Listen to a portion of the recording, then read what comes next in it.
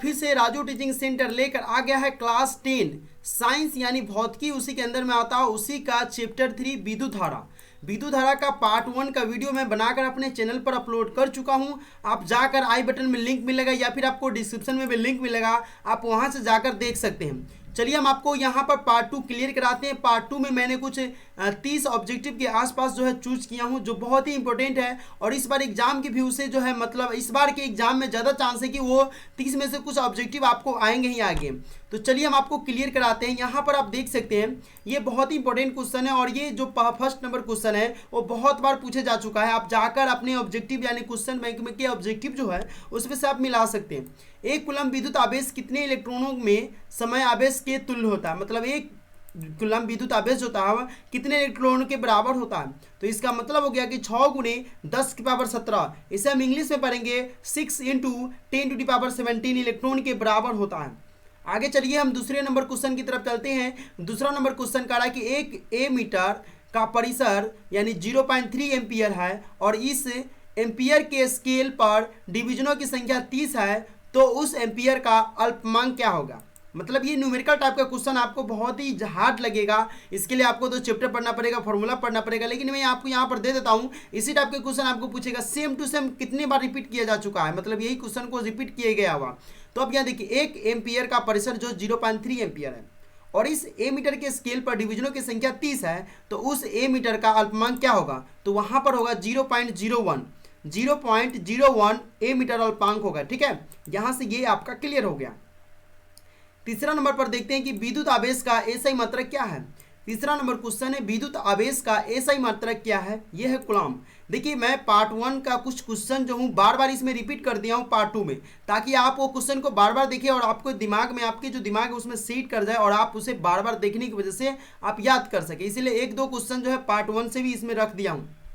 चलिए यहाँ पर हम देख लेते हैं क्वेश्चन नंबर 4। अभितारण के समय विद्युत परिपथ में विद्युत धारा का मान कैसा होता है। अभितारण के समय जो होता है विद्युत धारा का मान वह बहुत अधिक होता है। कैसा होता है, वह बहुत अधिक होता है। आगे देखिए 5वें नंबर क्वेश्चन हम यहाँ पर देख ले। 5वें नंबर क्वेश्चन में कहता है कि 1 वोल्ट कहलाता है। 1 वोल्ट कितना होता है, 1 वोल्ट बराबर कितना होता है, ये क्वेश्चन है। तो ये देखिए 1 वोल्ट बराबर जो होता है 1 जूल पर सेकेंड होता है। 1 जूल पर सेकेंड होता है। 1 वोल्ट बराबर 1 जूल पर सेकेंड होता है। बहुत वीवीआई क्वेश्चन है, मैं इसमें जो दे रहा हूँ ना इस बार के एग्जाम में आएगा ही आएगा, लगभग आप गारंटी कर लीजिए। और आप इस तरह के क्वेश्चन को ध्यान में रखते हुए याद करते चलिए। ठीक है, 6 नंबर क्वेश्चन है ए मीटर को विद्युत परिपथ में कैसे जोड़ा जाता है। ए मीटर को विद्युत परिपथ में जो होता है वह श्रेणी क्रम में जोड़ा जाता है। आपको इस तरह से ऑप्शन मिलेंगे, श्रेणी क्रम, पार्श्व, ए और बी दोनों, इनमें से कोई नहीं। तो आपको उत्तर देना है कि श्रेणी क्रम में। आपको जो है ऑब्जेक्टिव गोला करने के लिए मिलेगा, आप उसमें से श्रेणी क्रम वाले जो ऑप्शन रहेंगे ए वाला ऑप्शन उसमें जाकर गोल कर देना है। ठीक है, तो ए मीटर को विद्युत परिपथ में कैसे जोड़ा जाता है, तो श्रेणी क्रम में जोड़ा जाता है। अब यहाँ पर देख लेते हैं 7 नंबर, निम्नलिखित में से कौन सा पद विद्युत शक्ति को निरूपित नहीं करता है। निम्नलिखित में से कौन सा पद जो है विद्युत शक्ति को निरूपित नहीं करता। आप यहाँ पर देख सकते हैं, यहाँ पर आपको 4 ऑप्शन दिया हुआ है, साथ ही साथ यहाँ पर इसका आंसर भी दिया हुआ है। तो यहाँ पर इसका आंसर जो होने वाला है वो B number IR square. IR square में जो होता है विद्युत शक्ति को निरूपित नहीं किया जा सकता है। 8 नंबर क्वेश्चन हम यहाँ पर क्लियर कर ले। किसी बल्ब से 1 मिनट में 120 कूलम आवेश प्रवाहित हो रहा है, तो विद्युत धारा का मान क्या होगा। देखिए कह रहा है कि किसी बल्ब यानी कोई एक बल्ब है जिससे 1 मिनट में 120 कूलम आवेश जो वहाँ से प्रवाहित हो रहा है, तो विद्युत धारा का मान क्या होगा। तो विद्युत धारा का मान वहाँ पर हो जाएगा 2 एम्पियर। ठीक है, 1 मिनट में 120 कूलम का कर रहा है, इसीलिए 2 एम्पियर हुआ। यहाँ पर क्या हो जाएगा 2 एम्पियर विद्युत धारा का मान जो वहाँ पर निकल कर आएगा। ठीक है, तो ये आपको इसी तरह से क्वेश्चन पूछेगा, ये नहीं कि आपको थोड़ा मोड़ा चेंज करेगा, लेकिन आपको लगता है कि थोड़ा मोड़ा चेंज करेगा तो आप यहाँ से चेंज करके आराम से कर सकते हैं। चलिए हम यहाँ पर देख लेते हैं 9 नंबर क्वेश्चन है, किस उपकरण में धन प्लस और ऋण माइनस का चिन्ह नहीं होता है। किस उपकरण में धन और ऋण का चिन्ह नहीं होता है। तो कुंडली में जो होता है, कुंडली जो होता है उस कुंडली में प्लस का साइन या माइनस का साइन, धन धनात्मक और ऋणात्मक चिन्ह जो होता है उसमें नहीं होता है। आगे हम देखते हैं 3 नंबर क्वेश्चन, लघु पतन के समय परिपथ में विद्युत धारा का मान होगा। लघु पतन के समय परिपथ में विद्युत धारा का मान जो होता है वो बहुत अधिक होता है। लघु पतन के समय परिपथ में विद्युत धारा का मान क्या होता है, वो बहुत अधिक होता है। यहाँ पर दिया बहुत अधिक, बहुत कम, 3 एम्पियर या 4 एम्पियर, तो आपको देना है बहुत अधिक। 11 नंबर क्वेश्चन का रहा हमारा कि किसी बल्ब से 220 वोल्ट पर 220 वोल्ट पर 2 एम्पियर यानी 2A की धारा प्रवाहित होती है तो फिलामेंट का प्रतिरोध होगा। किसी बल्ब से 220 वोल्ट पर 2A की धारा प्रवाहित होती है तो फिलामेंट का प्रतिरोध जो हो जाएगा 110 ओम होगा। ये जो साइन जो देख रहे हैं आप, ये ओम का साइन है। क्या है? ओम का साइन है, 110 ओम।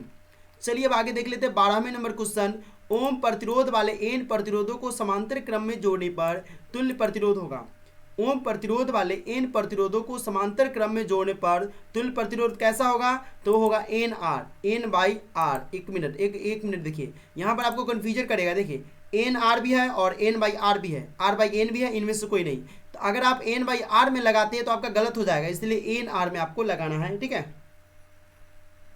13 नंबर क्वेश्चन आप यहाँ पर देखिए, एक विद्युत हीटर की कुंडली जिसका प्रतिरोध 55 ओम है और कॉमा देखिए 220 वोल्ट के स्रोतों से जो विद्युत धारा लेगी उसका मान क्या होगा। देखिए कह रहा है कि एक विद्युत हीटर की कुंडली है जिसका प्रतिरोध क्या है? 55 ओम है।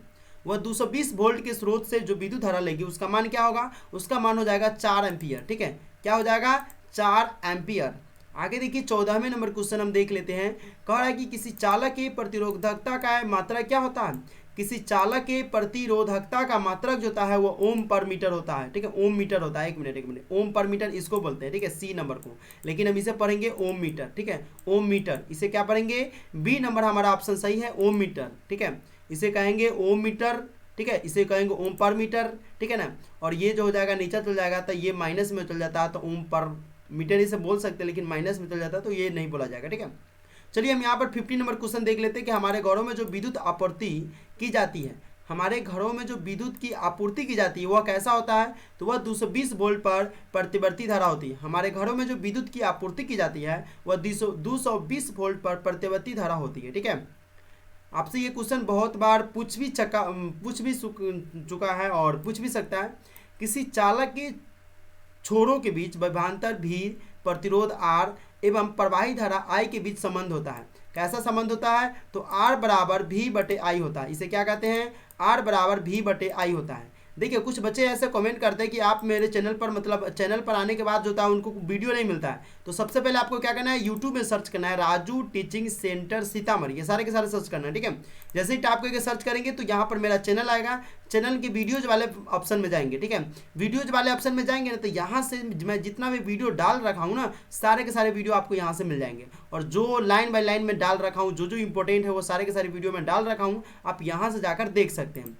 तो अभी हम अपने काम पर आते हैं। अभी हम यहाँ पर देख लेते हैं, एक मिनट, जो हम ऑप्शन पर थे यहाँ पर देखिए, किसी चालक के छोरों के बीच विभवांतर भी, प्रतिरोध आर एवं प्रवाही धारा आई के बीच जो संबंध होता है वो कैसा संबंध होता है? तो आर बराबर भी बटे आई होता है। ठीक है, 70 नंबर क्वेश्चन यानी 17 नंबर क्वेश्चन है कि 100 वाट 100 डब्ल्यू का विद्युत बल्ब 220 वोल्ट के विद्युत मेन से जोड़ा जाता है। बल्ब से प्रवाहित धारा का मान क्या होगा? कहता है 100 वाट का विद्युत बल्ब है, वह 220 वोल्ट के विद्युत मेन से, विद्युत मेन जो होता है, विद्युत का जो मेन होता है वहाँ से जोड़ा जाता है, तो बल्ब से प्रवाहित धारा का मान क्या होगा? उसका धारा का मान कितने एम्पियर होगा? तो हो जाएगा 0.4 एम्पियर, 0.4 एम्पियर। अब आप कहेंगे कि सर आप तो ये न्यूमेरिकल बना रहे हैं, सीधे आप आंसर दे रहे हो, तो ऐसा हो सकता है कि नहीं आएगा। तो आप देखिए इसका फॉर्मूला होता है, हम फॉर्मूला डिस्कस करेंगे। अगर आप नीचे कमेंट करेंगे ना तब हम फॉर्मूला डिस्कस करके एक वीडियो पर्सनली बनाएंगे और आपको बताएंगे कि न्यूमेरिकल कैसे बनाया जाता है।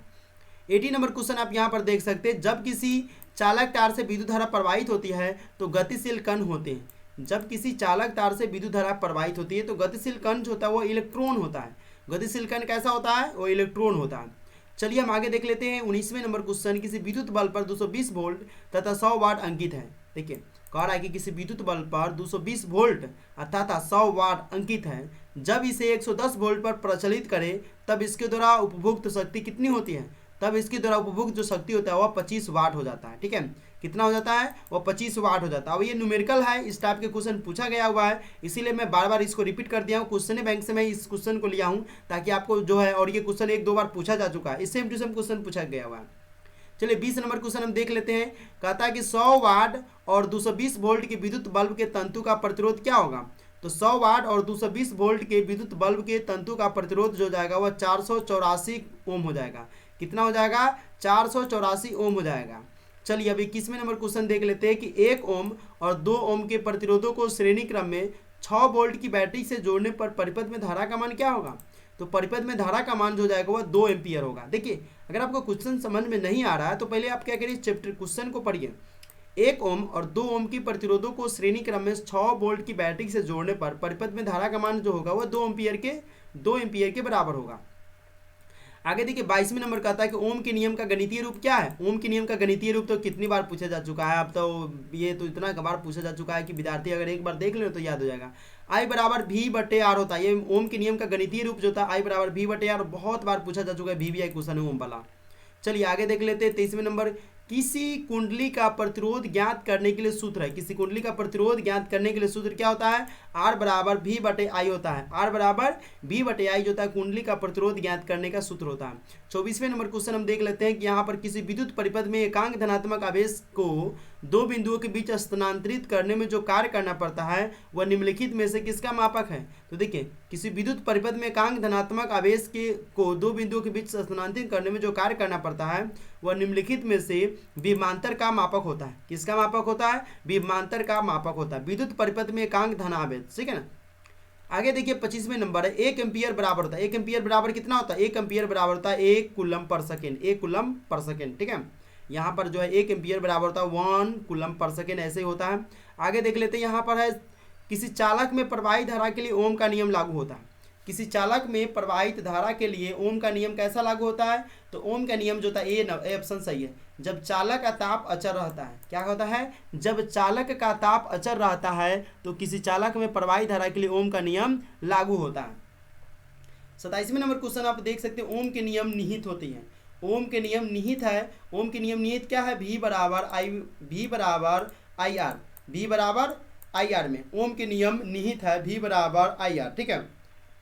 आगे देख सकते हैं 28वें नंबर क्वेश्चन कहता है विद्युत धारा की प्रबलता का एसआई मात्रक है।